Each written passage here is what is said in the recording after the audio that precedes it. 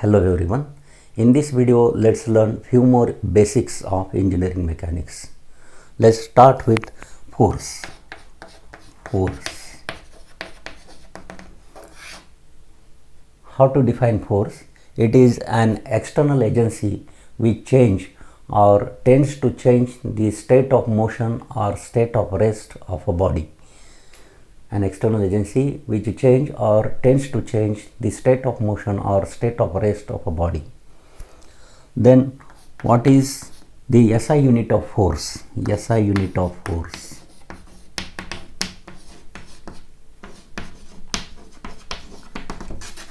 SI unit of force is Newton.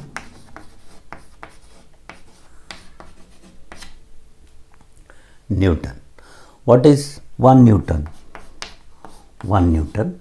1 Newton is the force required to accelerate 1 kilogram mass with 1 meter per second square acceleration. It is 1 kg into 1 meter per second square. It is force required to accelerate 1 kilogram mass with 1 meter per second square acceleration. It is 1 Newton. After this, push and pull force. Push and pull force.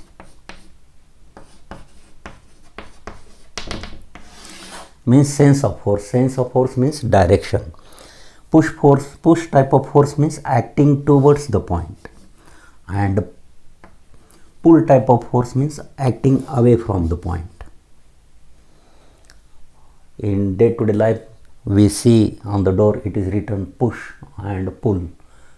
When it is written push, what we do, we apply push type of force to open the door, and when it is written pull, then what we do, we apply pull type of force to do the task.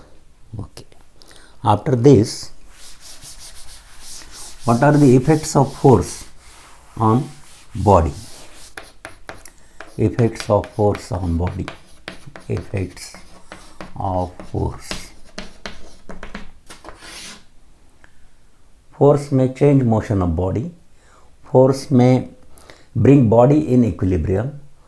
Force may produce stresses in body, and force may rotate body. These are the effects of force. After this, principle of transmissibility of force.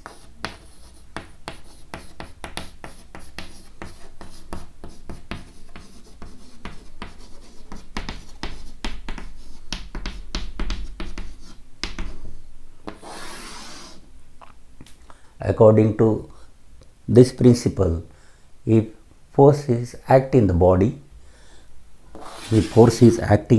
body, then that force can be assumed anywhere along the line of action of force, but within the body. We can take this force anywhere, but along the line of action and within the body. This is what principle of transmissibility of force. If the force is acting in the body, that force can be assumed along line of action of force anywhere but within the body. After this, characteristics of force. Characteristics.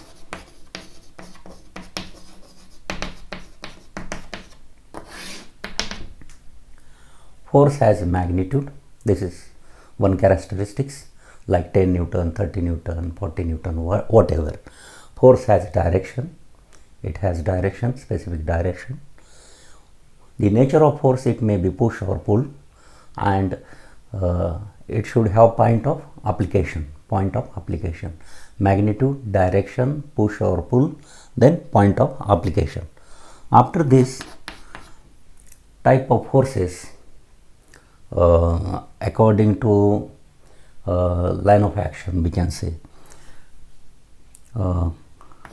coplanar forces,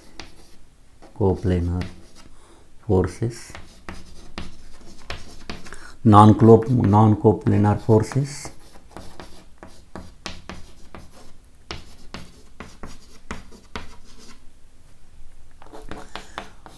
collinear forces non-collinear,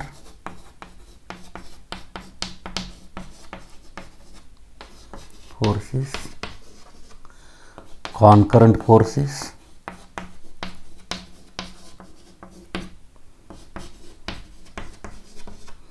non-concurrent forces,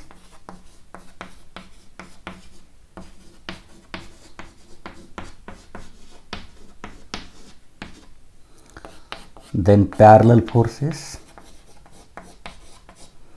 Under this, like parallel forces and unlike parallel forces. Unlike parallel forces. Let us discuss one by one. Coplanar forces. If the lines of action of all the forces lies in one plane, then it is called coplanar forces. If you consider any plane, suppose the lines of all these lines of action of all these forces, say F1, F2, F3, lies in a single plane. Therefore, all these forces are coplanar forces. If the lines of forces are acting in different planes, one force is in this plane, a second force is in this plane, say third force is in this plane, then these are non-coplanar forces, because lines of action of all these forces lying in different planes. Then next is this we have discussed, collinear forces. If the lines of action of all the forces acting along the same line, then such forces are known as collinear forces. For example, this is F1, this is F2, this is F3, and so on. See, all the forces, the lines of action are action of all the forces passing through same line. Therefore, all these are collinear forces. Then non-collinear forces. If the lines of action of all the forces passing through different lines, then see, such forces are known as non-collinear forces. Then concurrent forces. Concurrent forces. If all the forces are passing through same point or single point, then such forces are known as concurrent force system or concurrence forces. Say F1, F2, F3, F4, F5. All the forces are passing through a single point. Whereas non-concurrent forces, the lines of action of forces will not pass through single point. Such a force system or such forces are known as non-concurrent force system. If we extend this lines of action, this will meet, but this will, if you extend the forces, they will meet in different points, or there may be parallel forces which will not meet. What is condition? They should meet at a single point. Then parallel forces. If the lines of actions of all the forces are parallel to each other, then such forces are known as parallel forces. See, parallel forces. And in parallel forces, again there are two types. Like parallel forces.